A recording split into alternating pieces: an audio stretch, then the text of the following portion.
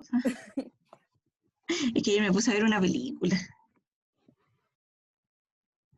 Ya, ahí sí, ¿ven bien? Sí. Ya, empecemos entonces.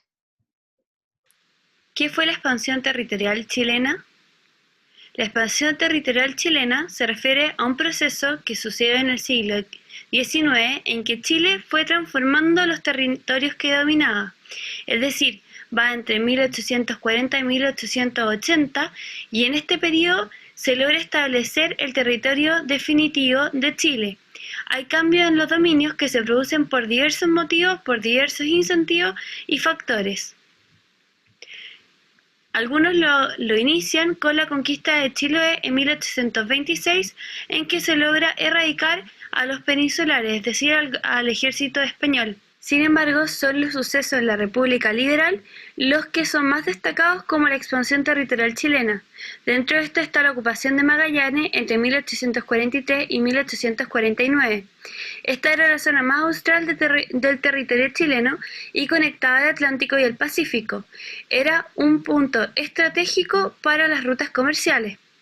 Se inicia con la construcción del Fuerte Bulnes en 1843 y termina con la fundación de la ciudad de Punta Arenas en 1849. Otro hito es la colonización alemana de Yanquihue y de la zona al sur del territorio mapuche. Esta zona es colonizada por los alemanes a partir de la Ley de Colonización en 1845. Poco a poco surgen pequeños asentamientos alemanes alrededor de 1840, y estos colonos alemanes serán muy laboriosos, promoviendo actividades económicas como el ganado y la cerveza. También la Guerra del Pacífico entre 1879. Ya, voy a parar porque para que vamos cerrando temas, ¿ya? Espérenme. Porque la Guerra del Pacífico es más larga y para que no nos vamos confundiendo. Voy a abrir pizarra. Oye, a mí no me gusta esta materia. Pura guerra, pura guerra. No, pero a mí esta parte, por ejemplo, no me gusta, no. Me aburre. Ya, pero ¿En serio? Por alguna razón. Pero mira, es que yo creo que te la han pasado muy así como de fecha, así como ya en 1845, la colonización de Yanquihue. Porque cuando uno ve como el proceso histórico o lo que pasa en esta época, finalmente va a gatillar los grandes conflictos del siglo XX, o sea, incluso hasta el día de hoy, ¿ya? Entonces, le vamos a dar esa visión para que La Paz se pueda encantar con esta materia, ¿ya? Bacán. Ya, la primera expansión importante ocurre en el año 1826. Ay, no sé por qué mi lápiz escribió al revés. 1826, ¿cierto? Con la incorporación de Chiloé. Luego vamos a tener que entre 1843 y 1849 se produce entonces la anexión de Magallanes, ¿ya? O la colonización de Magallanes.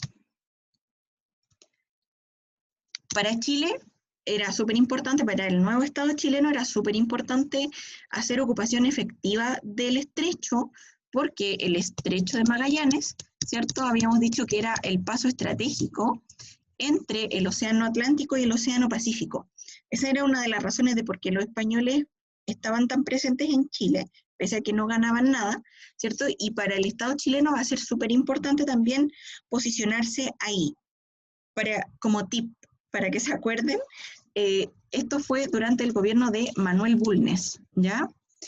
¿Y cómo se van a acordar? Porque en 1843 lo primero que se funda es el Fuerte Bulnes, ¿ya?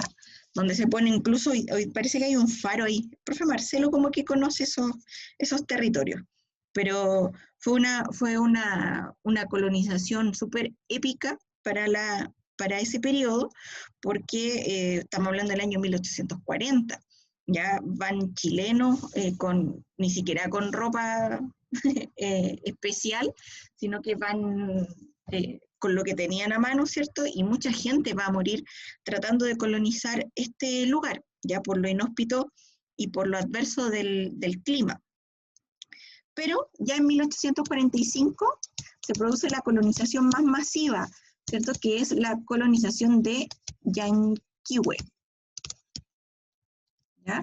Vamos a tener entonces que ya en esta época el Estado chileno va a hacer un llamado a colonos alemanes, ya para que vengan entonces a dominar y a conquistar ese territorio. En el caso de Chile, Chile le va a ofrecer terreno, le va a ofrecer un par de cabezas de ganado y le va a ofrecer durante los primeros años como una pensión, un sueldo a los alemanes. ¿Por qué creen ustedes que eligieron alemanes y no italianos, no rusos? ¿Por qué alemanes?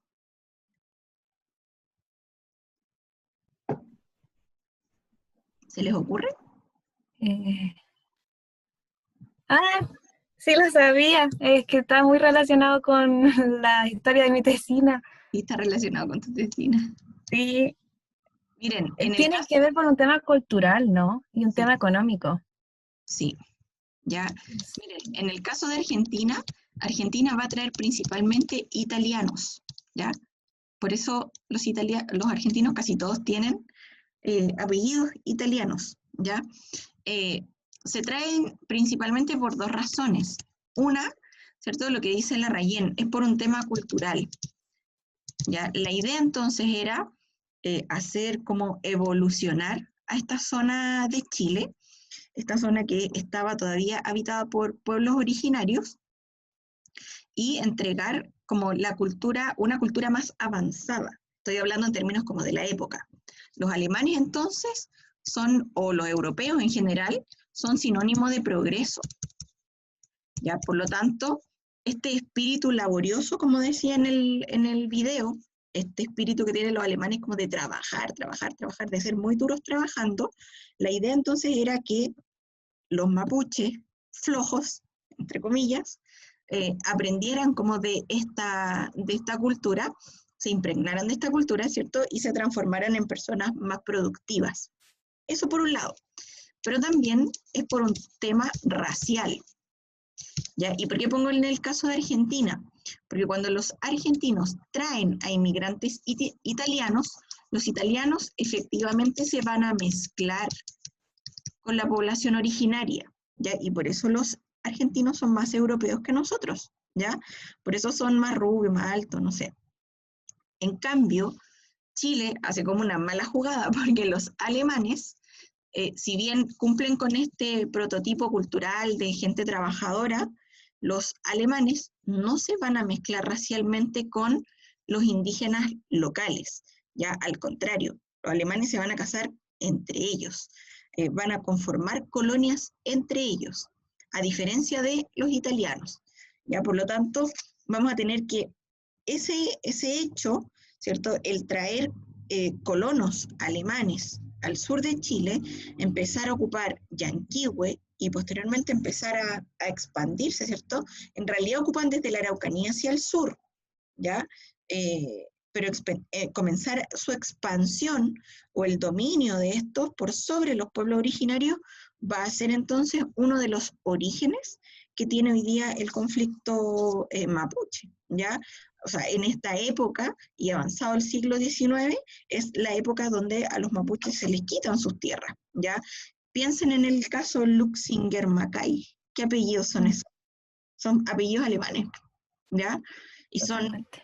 son dueños de grandes extensiones, o eran dueños de grandes extensiones de tierra que el Estado chileno les entregó a ellos en perjuicio de las comunidades mapuche. ¿Ya? Por lo tanto, si nosotros buscamos como uno de los orígenes del conflicto, en esta ley de colonización tenemos claramente uno de esos orígenes, ¿ya? ¿Tienen alguna pregunta hasta acá? Yo, una pequeña. Dígame. O sea, es como más como un comentario. Yo entiendo que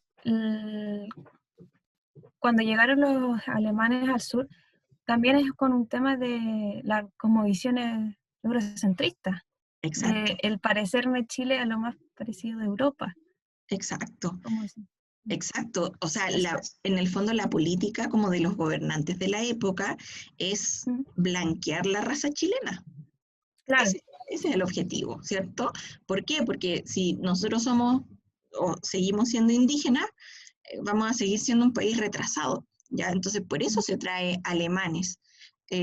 Los italianos no quisieron venir porque ya estaban asentados en parte de Brasil y en parte de Argentina, ¿ya? Y un poco por descarte, bueno, se trae a estos grupos alemanes, los alemanes aceptan. Ahora igual, para los alemanes tampoco fue tarea tan fácil porque estamos hablando como de terrenos que están como vírgenes todavía, ya cuando, por ejemplo, mis papás viven en Frutillar, y cuando uno es como que escucha los relatos, todo el lago Yanquihue era como una selva.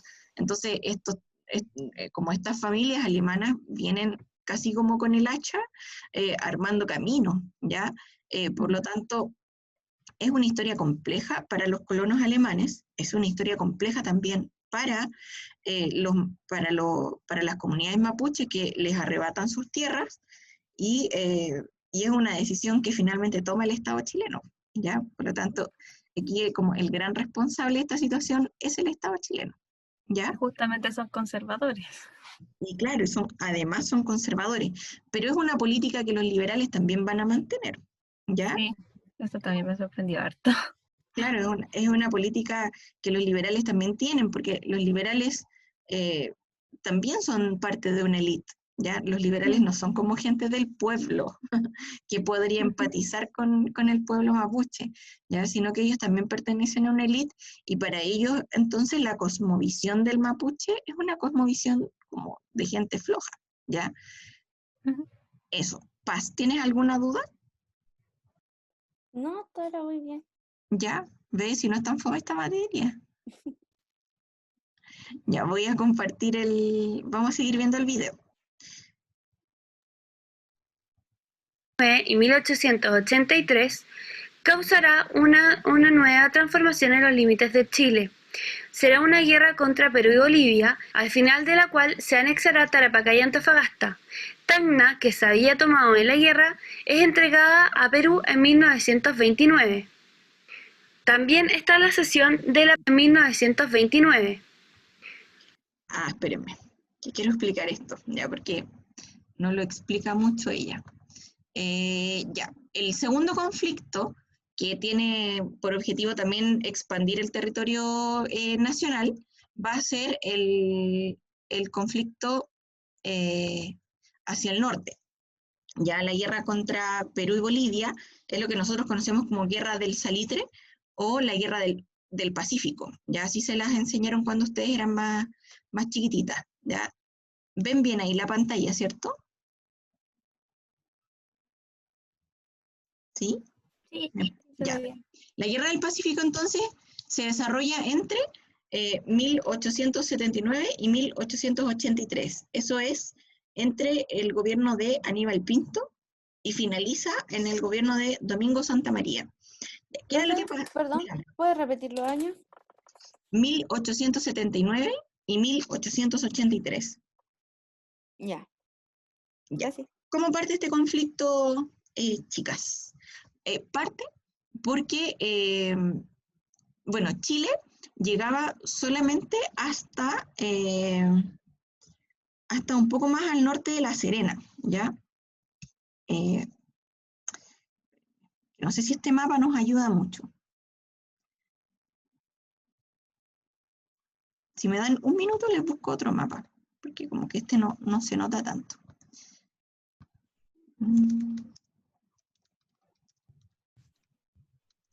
Como que no pasaba de allá. Claro, no pasa de allá, acá está. Espérenme, encontré un mapita más lindo. O sea, es que está más claro, el otro estaba muy abajo. Denme un minutito, ya, aquí está. Ya, ¿lo ven ahí, cierto? El mapa. Sí. Ya, en el caso de Chile, déjenme, acá tengo el lápiz. Ya, ahora sí. Ya, en el caso de Chile, Chile llega un poquitito más al norte de Taltal, ¿cierto? Al sur de Antofagasta. Antofagasta, Mejillones, Tocopilla es territorio boliviano, ¿ya? Esa es la salida al mar que tenía Bolivia, ¿ya? Y vamos a tener que Arica y Iquique pertenecen a Perú. Todo esto es de Perú. ¿Por qué se genera este conflicto? ¿Cuál es la razón de este conflicto? Ambos países no tenían desarrolladas ciudades en estas zonas, sino que como pequeños campamentos o pequeños poblados. Chile desde antes de 1879, comenzó a ocupar estos territorios, ¿ya? Pequeños empresarios chilenos empezaron a ocupar estos territorios lentamente, sin autorización de nadie, y empezaron a sacar el salitre. El salitre tiene dos funciones, o sirve para dos cosas. Sirve como abono para las plantas. Chile es un país agrícola, por lo tanto, para eso servía, o para eso era ocupado, y sirve como insumo para la fabricación de pólvora, ¿ya? Para la fabricación de pólvora. Estamos hablando del año 1879. ¿Ya? Europa está en el periodo de la paz armada. Están pensando en una posible guerra, ¿ya? Por lo tanto, el salitre se vuelve súper importante, no para Chile, porque Chile no tenía como grandes enemigos hasta ese entonces, ¿ya? Por lo tanto, pequeños empresarios chilenos van y ocupan este territorio para sacar salitre. En algún momento, en 1877, por ahí, los bolivianos y el gobierno boliviano se da cuenta de eso y dicen, oye, hay chilenos que están sacando salitre sin el permiso de nadie de nuestro territorio. Por lo tanto, ambos países, Chile y Bolivia, deciden firmar un tratado, ¿ya? Donde se cobra un impuesto como de arriendo. Es decir, Chile puede seguir sacando salitre, pero le pagaba un impuesto o un pequeño valor a Bolivia.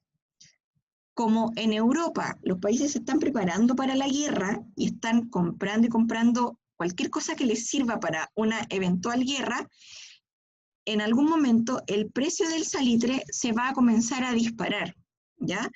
Y los bolivianos van a empezar a reclamar estos territorios.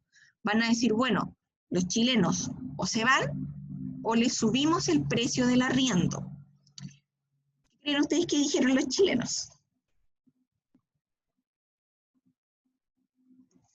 No se van, están ahí. No se van. ¿Cómo que la queremos?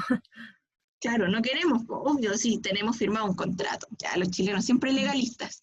Tenemos firmado un contrato que nos avala. Y los bolivianos desconocen este contrato, dicen, no, este contrato lo vamos a modificar.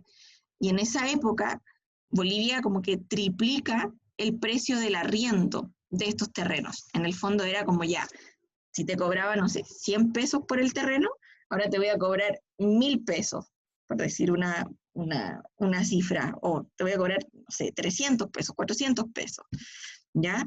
Ahora eso evidentemente hacía que la compra y venta de salitre no fuera tan lucrativa para estos comerciantes chilenos, ¿ya? Eso por un lado. Los chilenos se niegan a pagar, ¿cierto? Dicen, bueno, nosotros no te vamos a pagar, vamos a obedecer a este primer contrato, y los bolivianos entonces dicen, bueno, si no me pagan, declaramos la guerra, ¿ya? Y es así como ocurre la guerra del salitre, ¿ya? O la guerra del Pacífico. Ahora, lo que Chile no sabía es que un par de años antes, 1875, Perú y Bolivia habían firmado un pacto secreto de amistad. ¿Qué significaba eso?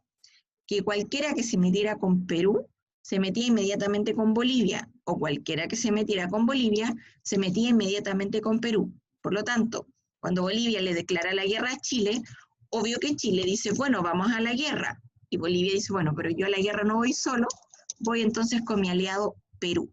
¿Ya? ¿Se entiende, cierto? Sí. ¿Ya? Ahora, ¿por qué gana? Bueno, la guerra en sí no se la voy a explicar, chiquillas, porque también es como larga.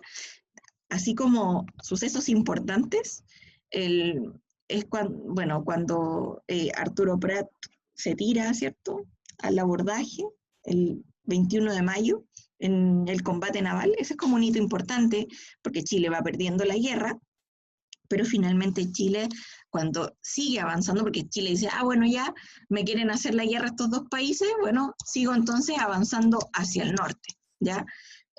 Cuando Chile lleva a cabo la guerra como marítima, Chile siempre pierde.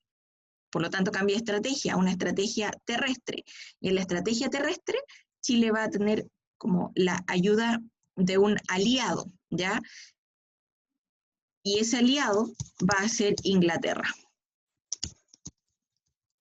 Inglaterra entonces va a facilitar armas, ¿ya?, y algunas provisiones a Chile para poder enfrentar la guerra. En términos como militares y de marina, tanto Bolivia como Perú eran muy superiores a Chile, ¿ya? Sin embargo, el que Inglaterra le facilitara armas al ejército chileno va a permitir entonces que Chile se pueda desenvolver mejor en esta guerra y pueda efectivamente ganarla, ¿ya? Chile entonces se queda con Antofagasta, se queda con Mejillones, se queda con Tocopilla, avanza por Iquique, ¿cierto?, se queda con Pisagua, se queda con Arica, hasta se queda con Tacna, e incluso el ejército chileno llega a Lima, ¿ya? Sin embargo, en el año 29, Chile va a decidir devolver Tacna, ¿cierto?, y quedarse solo con el límite hasta Arica. Ahora, ¿por qué es importante como la ayuda de Inglaterra? Porque una vez que Chile gana este territorio, estos empresarios chilenos van a estar entonces también instalados con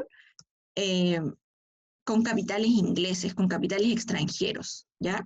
Por lo tanto, Inglaterra participa en esta guerra, no porque tenga buena onda con Chile o porque nosotros somos mapacanes, participa en esta guerra precisamente para que Chile la gane y posteriormente ellos también sacar cierto provecho económico de esta situación, ¿ya? Y por lo tanto tener salitre barato, vamos a tener salitre barato para entonces enfrentar una primera guerra mundial. ¿Te acuerdas, Paz, que tú ayer me preguntabas cuál era el contexto? Sí. Ya, ese es el contexto como de la guerra del salitre. Ahora, es súper importante como lo que pasa con el fenómeno del salitre, porque vamos a tener que en todo el norte se van a instalar entonces las oficinas salitreras, ¿ya? Oficinas salitreras se le llamaba a todas las fábricas que producían salitre en nuestro país. Estas oficinas salitreras van a provocar una fuerte migración desde la zona central hacia el norte. Ya, gente que va a empezar a probar suerte con esta vida en la salitrera. Pero las salitreras van a funcionar con pulperías, ¿cierto? Se van a pagar, vamos a anotar acá, la pulpería, que era como el negocio de la salitrera, era el único almacén donde yo podía comprar, se pagaba, ¿cierto?, con fichas. Miren el negocio, pues chiquillas, miren el negocio redondo para los ingleses, porque en el fondo los ingleses sacan un producto como el salitre, lo sacan prácticamente gratis, lo venden incluso a otros países, lo ocupan ellos, pero a la gente no le pagan con plata, le pagan con fichas, o sea, inventan una moneda falsa para pagarles, y esa moneda falsa es como la que pueden canjear en la pulpería. Por lo tanto, aquí hay una ganancia absoluta para los ingleses y para estos pequeños grandes empresarios chilenos, ¿ya?, que se van a instalar entonces en el norte. Todo esto, chiquillas, todo este sistema como de trabajo en oficina, de trabajar a pleno sol, de vivir hacinados, de vivir mal, de vivir en malas condiciones higiénicas, va a generar enfermedades, ¿cierto? Y va a generar el gran problema que tiene Chile durante el siglo XIX y el siglo XX, que es el problema de la cuestión social. ¿Ya? O sea, la forma de vida paupérrima, la forma de vida extremadamente pobre que tienen los chilenos, como los obreros chilenos, va a ser un problema permanente dentro de la historia de Chile. Yo creo, o lo que, lo que yo creo es que el que lo pone como en alerta este problema y que intenta primeramente solucionarlo va a ser José Manuel Balmaceda, ¿ya? Pero no le va a resultar. Y finalmente este conflicto se va a solucionar recién en el año 39, ya 1939, con la llegada de Pedro Aguirre Cerda, ¿ya? ¿Se entiende entonces como las consecuencias de la guerra del salitre? Sí. Sí. Tengo una pregunta. Dígame. Ya Inglaterra intervino en la guerra por beneficio propio. Uh-huh. Saca salitre, tiene todo, implementa todo este sistema para las personas que están trabajando, pero el Estado chileno nunca puso algún impuesto o alguna medida para resguardar a los trabajadores y no favorecer tanto a estas empresas inglesas que están acá. No, durante todos los gobiernos, mira, lo que pasa es que cuando Chile gana todo este territorio, eso es en el gobierno de Domingo Santa María. Y posteriormente, en el año 1886, llega a la presidencia José Manuel Balmaceda. Y Balmaceda hace lo que tú dices. ¿Ya? Balmaceda dice, oye, pero esta cuestión como de que la gente vive tan mal, vive tan pobre, ¿cierto? Que no tiene acceso a educación, no tiene acceso a salud. Chile es un país que se la está farreando, dice él, ya como de alguna manera. Por lo tanto, lo que hay que hacer es poner impuestos al salitre, ya a la industria del salitre. Y José Manuel Balmaceda lo propone como en su campaña de gobierno, va a ser como una de las luchas de José Manuel Balmaceda, y es una de las causas de por qué a José Manuel Balmaceda le hacen una guerra civil, ¿ya? Porque los empresarios chilenos eran conservadores, ¿ya? Eran conservadores que estaban como aliados a capitales ingleses. Ahora, los conservadores son la oposición en esta época, están en el Congreso, ¿ya? Voy a tratar como de explicar. Por eso yo encontré entretenida esta materia porque está todo muy relacionado. ¿Ya? Sí. Espérenme, voy a borrar acá. Vamos a tener entonces que, como bien dice la Rayén, la industria del salitre genera grandes riquezas, pero solo para los dueños. ¿Ya? Y los dueños son empresarios chilenos. Hay dos empresarios chilenos, empresarios ingleses. ¿Ya? Los empresarios chilenos, en su mayoría, pertenecen al Partido Conservador. ¿Ya? Ahora, en el año 1886 llega a la presidencia José Manuel Balmaceda. Y Balmaceda propone poner impuestos o generar, ¿cierto?, impuestos a la industria del salitre. Él dice, bueno, con la plata del salitre vamos a poder financiar educación, vamos a poder solucionar el problema de la cuestión social, que es un problema generado también por la industria del salitre, ¿ya? Y él elabora un programa de gobierno súper ambicioso para la época, ¿ya? Y ese programa de gobierno o esas leyes tienen que ser aprobadas por el Congreso.